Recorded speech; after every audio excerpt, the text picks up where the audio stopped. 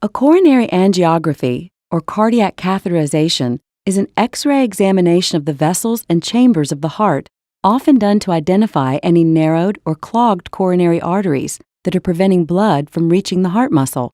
The study can also be used to measure the size and function of the chambers of the heart and the function of the heart valves. When you arrive at the hospital, an intravenous line will be started. You will be placed on a heart monitor, and you may be given an oral or intravenous sedative to help you relax. Most coronary angiography procedures last between 1 and 2 hours.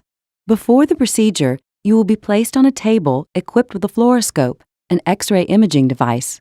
During the procedure, the fluoroscope will move around your chest in all directions to record pictures of your heart and coronary arteries from multiple angles.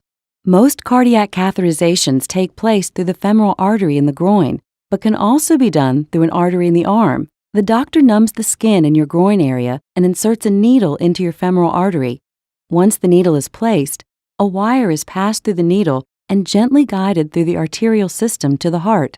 The needle will be withdrawn and exchanged for a small flexible tube called a sheath that permits access to your femoral artery. Next, a soft, flexible catheter will be slipped over the wire through the sheath and threaded up to your heart. Your physician will watch the movement of the catheter on the fluoroscope. You may feel pressure as the wire and sheath are inserted, but you will not feel their movement inside your arteries. To evaluate the coronary arteries, your doctor will remove the guide wire, position the tip of the catheter just inside the arteries, one at a time, and inject a special dye.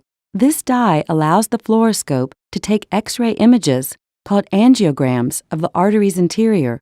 Any blockages will be clearly identified as the arteries fill with dye. You may feel flushed or slightly nauseated when the dye is injected.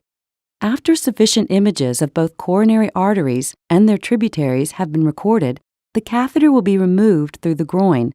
Pressure must be applied over the femoral artery to prevent bleeding. You will then be taken to the recovery room for 30 to 60 minutes of observation, after which you will be required to lie on your back for several hours with a pressure bandage in place over your groin. You may either be discharged home on the same day or after an overnight stay in the hospital.